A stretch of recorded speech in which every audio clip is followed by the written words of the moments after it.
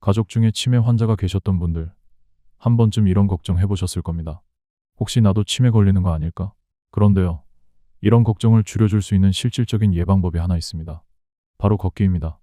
단순히 기분 전환이 아니라 뇌 속 유전자의 작동 방식에까지 영향을 줄 수 있는 강력한 습관이라는 사실 알고 계셨나요? 오늘 영상 요약.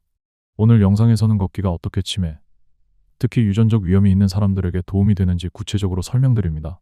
알츠하이머와 관련된 유전자인 APO의사를 가진 사람들에게 걷기가 어떤 차이를 만드는지 실제 연구를 바탕으로 확인해보고요. 40대, 50대 시기에 어떤 생활 습관을 가지면 뇌 건강에 도움이 되는지도 함께 정리해드립니다. 하루에 몇 걸음, 어떻게 걸어야 효과가 있는지도 알려드릴게요. 안녕하세요. 일반인의 매일 건강입니다. 오늘은 조금 더 개인적인 이야기를 해볼까 합니다. 가족 중에 치매 진단을 받은 분이 계시다면 마음속에 짐 하나쯤은 늘 안고 사시죠. 예방할 수 있다면 뭐든지 해보고 싶은 마음, 저도 잘 압니다. 그런데 요즘 과학자들이 걷기에 주목하고 있습니다. 그저 단순한 운동이 아니라 뇌 건강과 유전자 발현에 영향을 주는 행위로 말이죠. 1. 알츠하이머병은 어떤 병일까요? 치매에도 여러 가지 종류가 있지만 가장 흔한 형태는 바로 알츠하이머병입니다. 전체 치매 환자의 약 60에서 70%를 차지할 정도로 흔하고 연령이 높아질수록 발병률도 함께 증가합니다. 이 병은 단순히 나이가 들어서 깜빡깜빡하는 정도가 아닙니다. 뇌세포 사이에 아밀로이드 베타라는 단백질 노폐물이 점점 쌓이면서 뇌세포 간의 정보 전달을 방해하게 되고 시간이 지나면 결국 신경세포 자체가 파괴됩니다. 이렇게 신경세포가 하나씩 사라지면 단지 기억력 문제만 생기는 것이 아니라 생각하는 능력, 성격, 행동 패턴까지 모두 달라지게 됩니다. 익숙한 길을 잃고 평소와 전혀 다른 말과 행동을 보이고 가까운 사람도 인식하지 못하는 상황이 점차 잦아지게 되죠. 이후에는 일상생활이 어려워지고 걷기나 식사 같은 기본적인 신체 기능마저 점차 무너지게 됩니다. 궁금해하실 부분, 그럼 알츠하이머는 유전일까요? 환경 때문일까요? 사실 알츠하이머는 하나의 원인으로만 설명되기 어렵습니다. 유전적인 요인이 어느 정도 영향을 미치지만 생활 습관과 식습관, 운동 여부, 심지어 수면의 질까지 다양한 요인이 함께 작용하는 다인성 질환입니다. 현재까지 알려진 바로는 알츠하이머병의 가장 대표적인 위험 요인 중 하나가 APO의사라는 유전자입니다. 이 유전자는 뇌에서 노폐물을 제거하는 데 중요한 역할을 하는데 APO의사 변이를 가진 사람은 이 기능이 떨어져 아밀로이드 베타가 더 쉽게 쌓이게 됩니다. 미국 국립보건원 NIH에 따르면 전체 인구의 약 15에서 25%가 APO의사 유전자를 가지고 있으며 이 유전자를 2개 가지고 있는 경우 알츠하이머 발병 위험이 대폭 증가하는 것으로 나타났습니다. 하지만 아직까지 이 병을 완전히 치료할 수 있는 약은 없습니다. 일부 약물은 증상을 완화시켜주는 데 도움을 줄 수는 있지만 병의 진행을 근본적으로 멈추거나 되돌릴 수는 없습니다. 그래서 더욱 중요한 것이 바로 예방입니다. 생활 속 작은 습관 변화가 유전적인 위험을 어느 정도 상쇄할 수 있다는 연구 결과도 계속 나오고 있기 때문에 우리는 지금부터라도 뇌 건강을 위한 노력을 시작해야 할 때입니다. 2. 치매, 가족력과 유전자가 영향을 줄 수 있습니다. 나는 머리도 잘 쓰고 기억력도 괜찮은데 그런데도 막연히 불안한 분들이 계시죠. 특히 부모님이나 형제자매 중에 치매를 앓았던 분이 있다면 더더욱 그렇습니다. 그 이유는 치매, 특히 알츠하이머병의 유전적 요인과 깊은 연관이 있기 때문입니다. 그 중심에 있는 것이 바로 APO의사라는 유전자입니다. 이 유전자는 지단백의 일종으로 뇌 속에서 아밀로이드 베타라는 단백질 노폐물을 분해하고 제거하는 데 중요한 역할을 합니다. 그런데 APO의사 변이를 가지고 있을 경우 이 노폐물의 제거 능력이 떨어져 뇌에 점점 쌓이게 되고 그 결과 신경세포 사이의 소통이 방해받고 서서히 죽어가는 것이죠. 이것이 바로 알츠하이머병의 핵심적인 병리 과정입니다. 미국 국립보건원 NIH의 발표에 따르면 전체 인구의 약 15에서 25%가 APO의사 유전자를 가지고 있다고 합니다. 특히 이 유전자를 2개 보유한 여성은 그렇지 않은 여성보다 알츠하이머병에 걸릴 확률이 12배, 남성은 4배 이상 높다고 알려져 있습니다. 유전자 하나만 가지고 있어도 위험이 상승하고 2개를 보유한 경우에는 위험이 훨씬 더 커지는 것이죠. 궁금해하실 부분, 그럼 나는 유전자 검사를 받아야 할까요? 사실 APO의사 유전자는 일반적인 건강검진에서 확인되는 항목이 아닙니다. 유전자 검사를 통해서만 알 수 있고 국내 일부 병원이나 유전자 분석 기관에서 검사받을 수는 있습니다. 하지만 현재 의학적으로 APO의사 유전자 보유 여부만으로 알츠하이머병을 확진하거나 치료 방법을 결정하지는 않습니다. 즉, 유전자 검사는 참고 자료일 뿐 필수적인 과정은 아니라는 뜻입니다.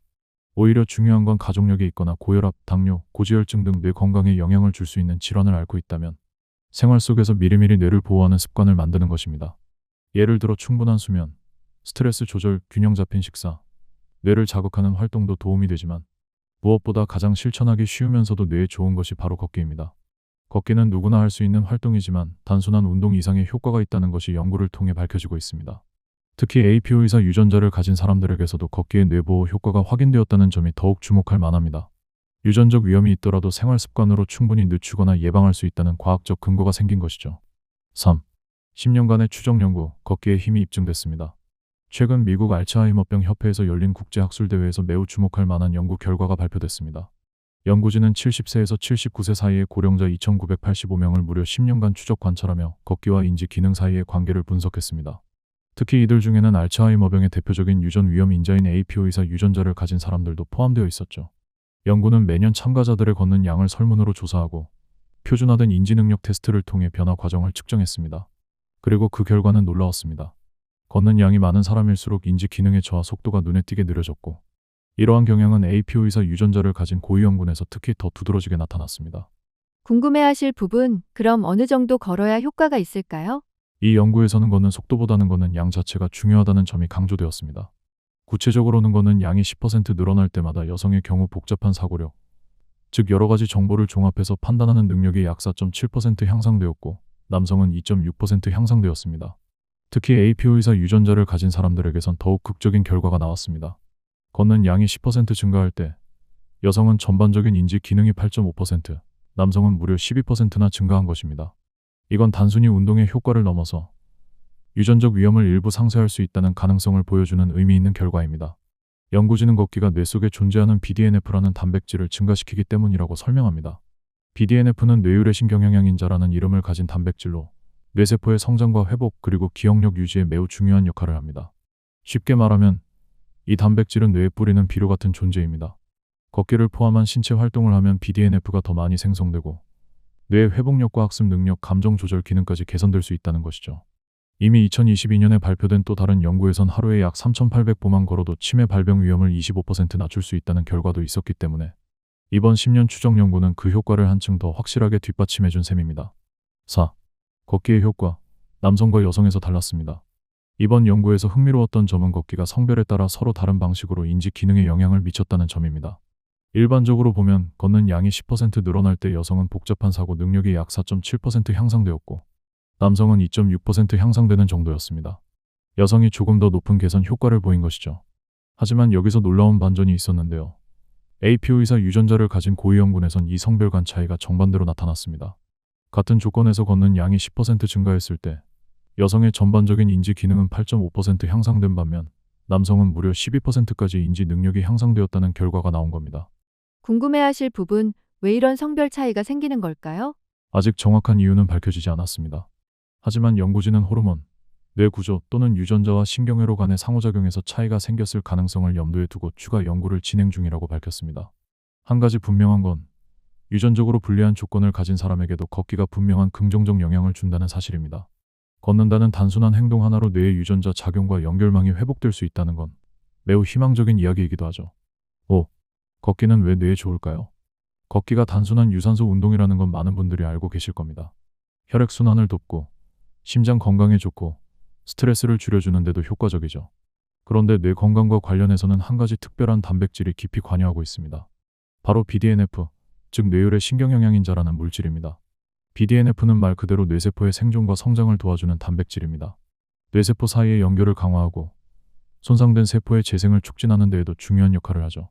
특히 기억력을 담당하는 뇌 부위인 해마에서 BDNF가 활발하게 작용하는데 걷기와 같은 규칙적인 신체 활동을 할 때 이 BDNF 수치가 자연스럽게 높아지는 것으로 나타났습니다. 궁금해하실 부분, 걷는다고 해서 정말 뇌세포가 살아나는 걸까요? 정확히 말하면 걷기를 통해 혈류가 증가하면 뇌에 더 많은 산소와 영양소가 공급됩니다.